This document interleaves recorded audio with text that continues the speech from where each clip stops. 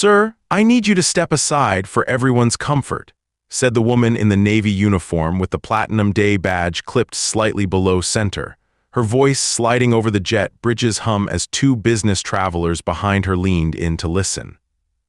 The suitcase wheels stuttered against the ridged floor, echoes bouncing from the steel walls. Harold's fingers, still bearing traces of courtroom ink beneath the nails, set his folded newspaper on top of a brown leather attaché. The couple who had come off the flight from Buffalo paused mid-conversation. Her hand hovered too long over the iPad she pressed into his path, flicking through something not visible. He smelled peppermint on her breath, mint, not gum, but the spray kind, when she looked up, eyes landing not on his face but on his ticket. The boarding door beeped twice. Economy's line shuffled behind the barrier, restless. He glanced down at the edge of his navy cashmere scarf, thinking of deadlines and how many hours remained. The laptop in his other hand, screen off, reflected overhead fluorescence, a small glare splitting his jawline into symmetry. He kept his tone low, measured. "My seat's just here in 1A. A smile wide but thin at the edges. "I'm sure you believe so. I've just seen a few boarding errors today," she said, raising her voice a half step for the bystanders. "And we do have some comfort concerns on this route." He laid the ticket flat against his chest, his thumb tracing the microprint as though weighing options. A glance at his watch. That second hand felt faster than it should. The pilot, visible through the open door, tapped at a tablet, not looking up yet. Behind him, another passenger, plaid shirt distinguished gray at the temples, exhaled sharply. Pressure built with every glance. It never began in the cabin. His phone vibrated just once and the blue notification bar lit up. "Are you through? Let me know." He thumbed it away, hand lingering, every muscle in his neck coiled. The business class manager stepped to block the threshold, badge swinging, chin a little higher. "You understand this is for everyone's safety. We'd rather sort it here than once we're airborne. Security is right nearby if needed." He finally spoke, "If you insist." She moved past him by a fraction, waving behind her to signal someone else forward, her methodic, exaggerated movements designed for the comfort of watchers, not the one denied entry. The couple from Buffalo moved to the side, eyes searching for a sign, any sign, that the right thing might unfurl on its own. The cabin beyond gleamed with fresh linens, waitlisted faces pressed to windows, violet accent lighting bouncing softly across wall panels. But Harold's focus landed elsewhere, on the numbers glowing on his wrist, counting down to something urgent, unspoken. This wasn't about seats, it never was. The line paused, collective breath held midair. He'd seen this game before, but today, the stakes were different. She gestured again. "I must insist, sir." A chill slid down the jet bridge. Everything sharpens in confrontation. A memory bled through the tint of new exhaustion. A courtroom much too bright months back, when Harold had fumbled through his closing argument, doubting if a career of 3 decades and hundreds of civil cases had built more walls than bridges. He'd studied the faces on each jury bench, searching for signs he'd chosen wisely, hard to recall calm when the world waited outside the verdict. 3 gates away, a little girl toppled her soda, and a mother-'s "It's all right" drifted down the corridor. The kindness caught for just a second in his chest. The manager squared her stance and keyed the intercom clip to her shoulder. "Station 2, possible compliance issue at Delta 16, Jet Bridge. Could you send someone for verification?" There was no apology in her practiced smile. Her fingertips hovered over the screen, fresh pink polish unchipped, her knuckles pale from pressure. He set his attaché by his heel, hands out, unthreatening. 1 floor below, the roar of an inbound jet punctuated the uneasy hush. He allowed himself exactly 3 breaths, not one more. His mind flickered to the day's planning, tabbed lists on a secret laptop partition, lines of defense prepped for arguments that would decide futures beyond his own. Security arrived, a tall man in the uniform of contracted authority, eyes flicking between the woman and Harold, then down to the airline iPad. She spoke, always with a reason. "He's insistent about sitting in 1A. There's history on this route of escalated behavior." her verbal tick, always couching commands in collective concern, never singular responsibility. Everything was history, procedure, comfort, never my call. Harold kept his voice low. Show him my boarding pass, that's all. She bristled. You're not carrying any food, liquids, or other materials, are you? Behind her, two younger flight attendants exchanged a look. He shook his head, a small, quiet movement. A witness raised his phone, hesitated, then set it back down. Old-school etiquette still held sway over outrage, but not for long. Security, not sure which script to follow, turned to her. Did he get flagged by the system or just you? Her reply cut sharp. Just my observation, I'm looking out for our guests. A murmured, that doesn't sound right, came from behind, low but distinct. The retired teacher, Marcus, gray cuffs neat, shifted his weight. He locked eyes with Harold, a look that measured more than sympathy. Nonsense, muttered Marcus, then a little louder, he's ahead of me, checked in before me. The manager gave him a glance, lips pinched. Sir, please let us handle this. Harold tilted his head, patience thinning. I'd like to speak to the captain directly. The manager's eyes went sharp. That's quite unusual, sir, unnecessary for a seating issue. Unusual times, ma'am, he replied. Marcus held his phone higher this time, thumb hesitating above the red circle, then resolve tapping live. The rotation count in the corner read 11, within a moment 17, then 43. He's not causing trouble. You are, Marcus said, voice louder than a man his age owed himself. He's just trying to sit. I've seen you let two others in, no question. The manager's brow creased. Her hands flexed across the top of her iPad. A younger attendant, sandy-haired, bit his lip but said nothing. Harold looked her full in the eye. Anyone else need to check me now? Her cheeks colored slightly. The security officer straightened, posture ambiguous, but she pressed on. This isn't about you personally, sir. With recent events, we have to be careful, especially up front. You understand how these things start. Behind the phone lens, Marcus steadied his frame. The viewership number hit triple digits. No one moved. The jet bridge door hissed as the last call for boarding echoed. Lines got redrawn in moments like this.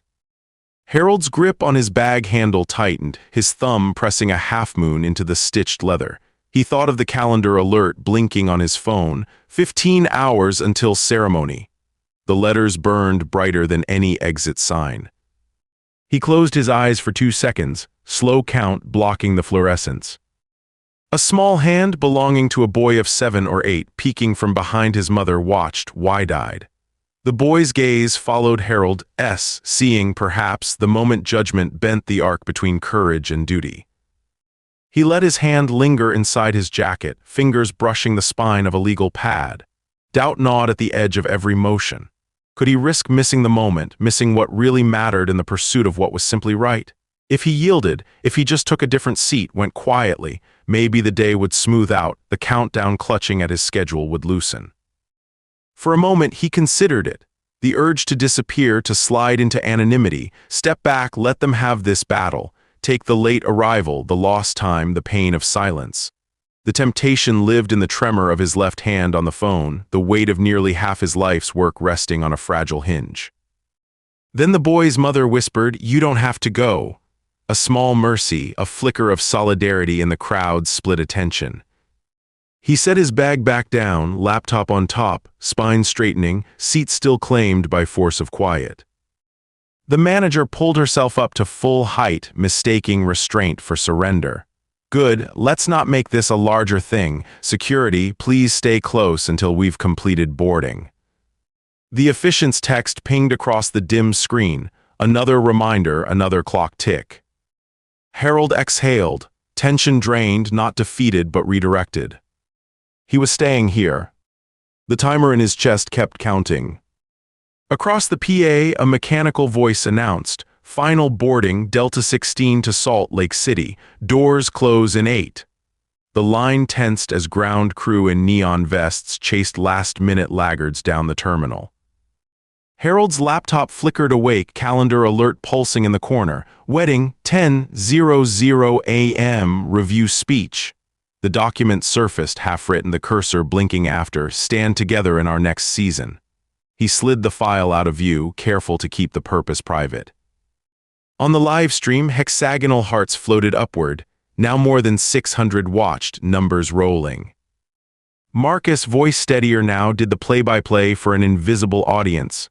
Still here, this is now 5 minutes. Comments scrolled, some skepticism, others solidarity. The uniformed captain, a woman with clipped silver hair and steely poise, strode from the cockpit to the jet bridge. She scanned the room with practiced detachment, summoning natural command. "What's the situation?" she asked, palm raised to the business class manager, who straightened. "Captain, we have a potential seat compliance issue. This guest claims 1A, but..." Her script faltered. "Is he on the manifest?" the captain interrupted, voice even. "Yes," said the gate agent, peering around, "name matches. But I was told, well, there have been some comfort incidents this month and..." Harold finally spoke to the captain. "Is there an airline regulation requiring additional verification for a passenger whose name and seat are already authenticated at the gate?" The captain's gaze lingered, weighing. "No, sir, that's not standard procedure." The manager's smile flickered, color draining from her words. "It's a matter of, best practices. With recent news stories, we want to prevent escalation." The captain turned. "Who flagged him?" I did, but only to make sure all our guests feel safe up front," she said, stammer becoming more pronounced the more eyes pressed in. "What was your specific concern?" the captain pressed. She shifted from foot to foot.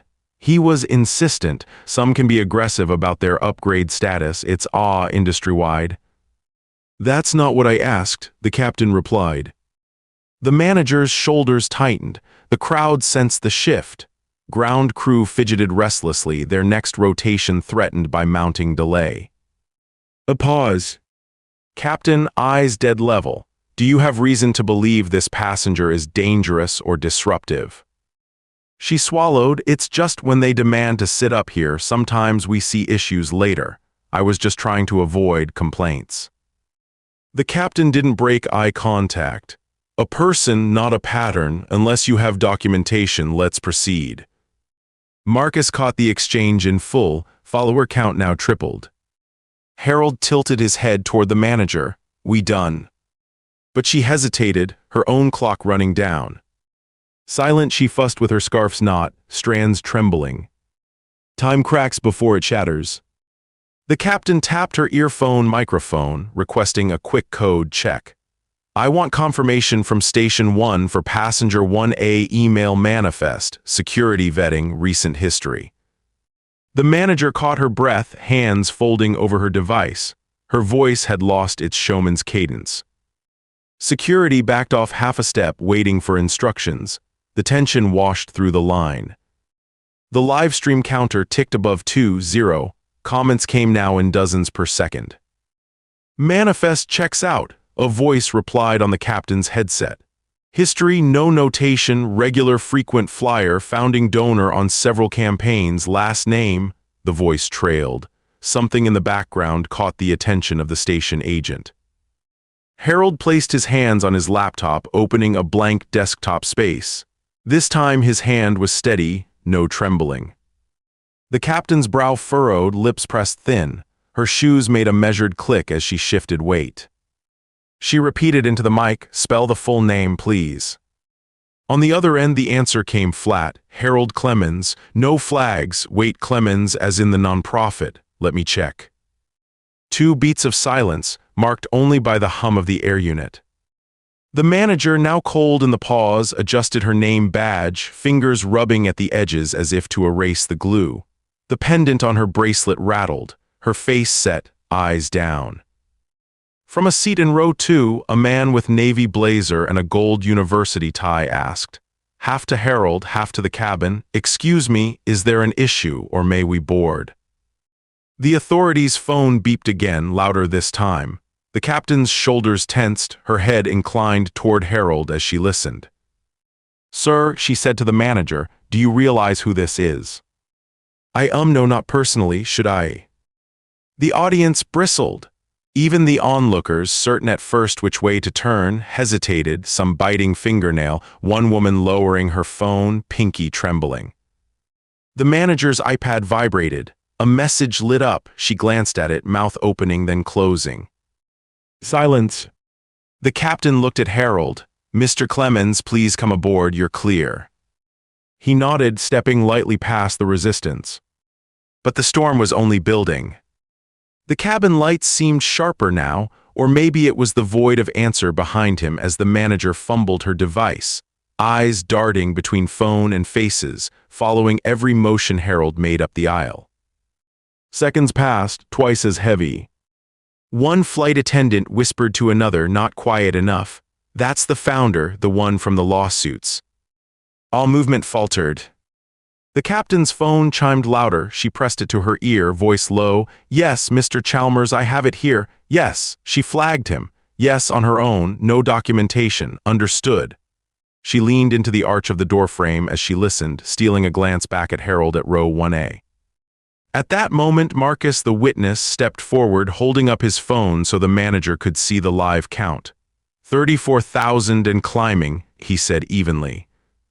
The manager darted a hand to her badge, peeling it down an inch.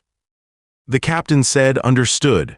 Compliance would like a word with you after pushback, Miss Watson." A ripple of silence fell. Then someone, no one knew quite who, said, "He's the one who forced all those settlement changes. The 14-case guy." The manager's voice slipped 2 octaves. "I wasn't, I did."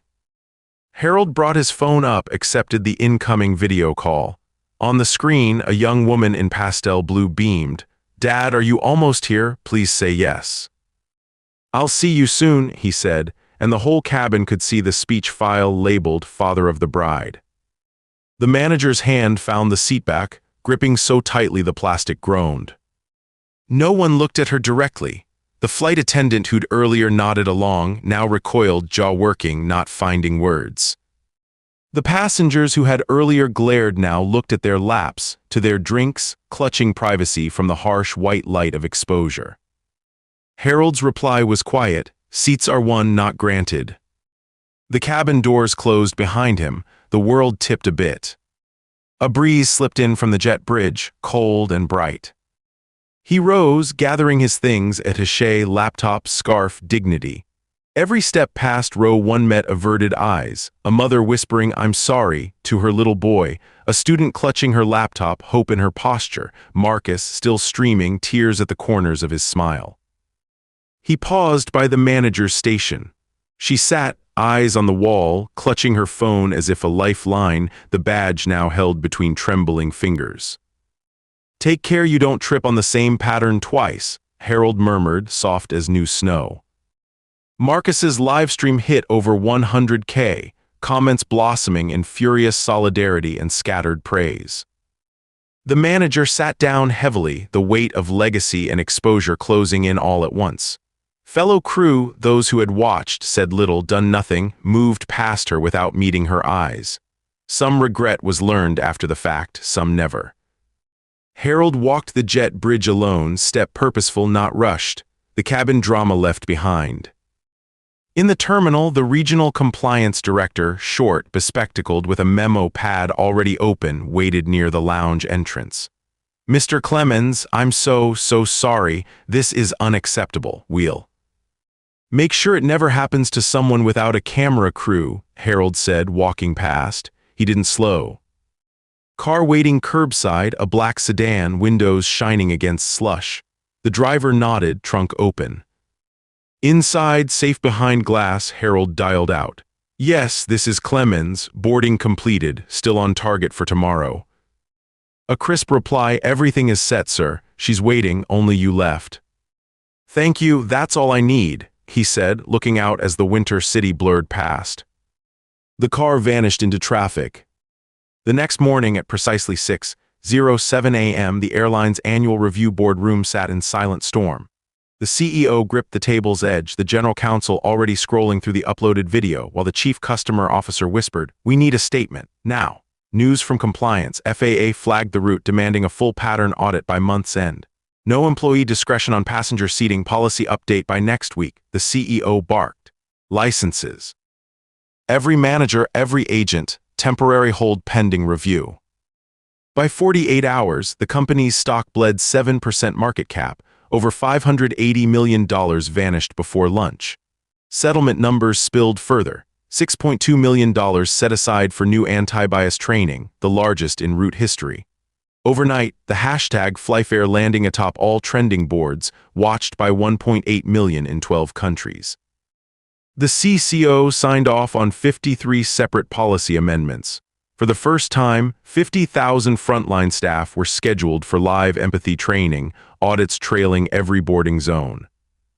Evening news, local and national, looped the incident again, anchor's voice steady. Viral footage from Detroit Metro has prompted full FAA investigation into pre-boarding compliance targeting.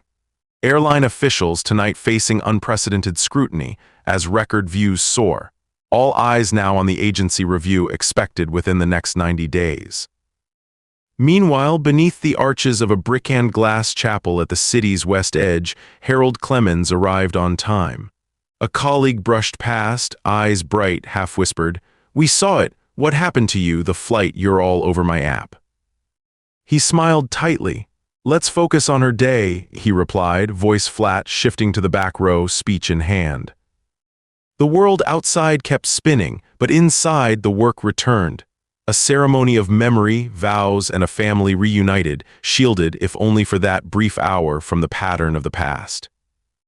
Just 6 months on, beneath the soft hush of an overhead bin and the ding of seatbelts unlatching, Harold stepped into row 2C on a night flight to Phoenix.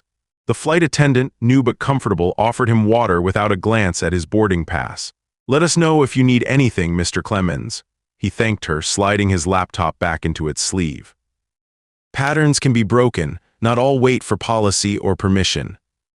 Maybe the greatest impediment to change rests on assumptions we've learned to carry. Ones packed between us, never spoken but shaping every passage. When bystanders lift their phones and find their voice, the world gets smaller, consequences sharper. When those holding power choose silence, they become threads in the very net they fear. No one is free until the system is rebuilt, seat by seat, verdict by verdict, legacy by legacy. Today's outcome is neither miracle nor anomaly. It is one less error to repeat. The next time you board, look behind the aisle curtain. Some seats are paid for with more than miles. If this story moved you, pause before the next flight and let your voice count for change. Subscribe for more true accounts that shape airways and justice. Share if you believe every seat must welcome dignity, not doubt. Some journeys reshape turbulence into tailwind. But for Harold, both the turbulence and the tailwind lingered in the knot between his shoulder blades as the Phoenix cabin emptied. As he waited for his row to rise and shuffle into the midnight aisle, he caught a glimpse of his own reflection warped in the plastic window, familiar, yet somehow looser around the eyes than even a year ago. He closed the lid of his laptop, knowing he would rewrite his notes for the arbitration in the morning, and gathered his coat. Outside, somewhere past the runway lights, his phone buzzed with congratulatory messages. Old colleagues, new acquaintances, even the youth advocacy nonprofit he'd bankrolled in law school days. But the satisfaction, the victory, carried its own chill. For every Marcus with a trembling voice behind a phone, how many incidents slipped quiet, unfilmed, consequence-free into the carpet of ordinary injustice. The aisle inched forward. Even here, travel-worn and unremarkable, passengers deferred, offered quick smiles, or gently made space. Old habits, some born of respect, some of fear, some kin to secret apology. "Have a good night, sir," called the attendant, Amanda, her name Reed, silver wings trembling in the jet stream off her voice. He nodded, doing his best not to search for subtext. At baggage claim, he found his attaché waiting with the gold tag turned face up exactly as he'd left it, and the driver he didn't recognize, young, hair slicked, eyes haunted by too little rest and too many gig economy apps, stood with a sign, CLEMENS. A warmth tried and failed to reach his fingertips. He remembered his daughter's voice, the lilt of "Dad, just be here," the only talisman better than lawsuits or hashtags. Sometimes the only true comfort was presence. The city passed by in sodium-gray twilight, dewy window catching every ghost of traffic light. Harold, watching dawn chase the rooflines, considered the pattern's persistence. Yes, policy changed. Yes, a manager reprimanded, another promoted, a press release launched into orbit around the globe. But patterns, those bent slower than steel and snapped only when too many hands insisted at once. The car stopped in front of the conference hotel, a trade group event restoring trust, equity in public spaces. Harold untied his scarf, palms smoothing the speech he'd repurposed and replayed in his head for days. Inside the lobby, marbled and impassive, a young man in a Navy conference lanyard approached, smile eager. "Mr. Clemens, what an honor. The board is ready for you. There are a lot of press up here, if you'd like an alternate entrance." Harold thought of the jet bridge, the accusatory hush, the quickening pace of rumor. But today there was no stammering manager, no security looming with uncertain eyes. Today there were only expectant faces, new allies or old skeptics, it didn't matter. "No need," he said, "I'll take the main entrance." He gripped the folder notes for the keynote, a speech designed to thread needle-fine differences between policy and principle, between the viral and the unseen. Inside, a single page headed with his daughter's name, "For Rachel, Presence as Justice." As he moved through the opening doors, a few in the crowd drifted closer, hands out. A woman in a vivid green hijab leaned in first. "I was on that flight from Boston. I watched it all live stream. That was, well, it started something." He offered her his hand, wishing words were equal to the moments they carried. She caught his look and her reply was simple, honest. "I tell people now, every gate is a place for witness." Beside her, another older man, worn coat over company swag, added quietly, "My niece is a gate agent. She says it changed everything. They all had to retrain," some agents cried. Harold nodded, not to dismiss, but in a gesture of memory. Some lessons don't arrive until the incident, but they last. Reporters hovered, voices rising and falling in gentle waves. "Will you comment on the regulatory fallout? Was bias at work? Would you have done everything the same if not for the camera?" He smiled, more tired than polished. What matters is who speaks up on either side of the phone. They pushed. "Did you ever consider walking away from the confrontation?" He took a moment, thinking of the boy clutching his mother's coat, Marcus's trembling hand. "I considered it," he said. "Many times in my life I have, but that day walking was the system's hope, not mine. Patterns fade only when someone holds still long enough to bear the pressure." A deeper hush settled over those closest. The lanyard bearer cleared his throat. "We're ready for you, Mr. Clemens." The ballroom doors opened, a hush falling. 1,000 faces, cameras, staff, activists, and more shone up at the slim dais under blue light. Someone had set his preferred water and a small clock more for the media than the speaker, he imagined. He looked up, found Rachel in the second row, bright stripes on her dress, eyes wide as any toddler's, though grown. She offered the smallest of nods. He began, voice ringing clean. "Morning, friends and colleagues. Today isn't about a single flight or a single curtain drawn across a cabin door. It isn't about my story or your headline or the company's bottom line.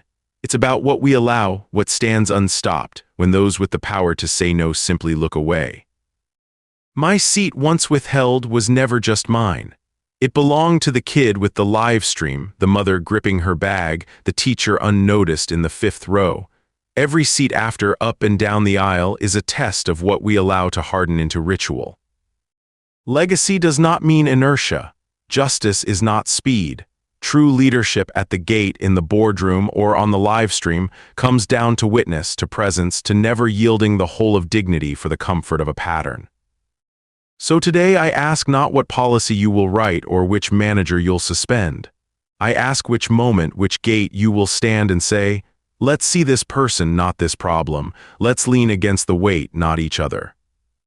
Because when voices rise together, the jet bridge becomes a bridge, not a barrier. And one more thing, for my daughter, for yours, for anyone waiting at the arrival's gate, there are moments when presence is the only justice we can offer. Take them, make them count.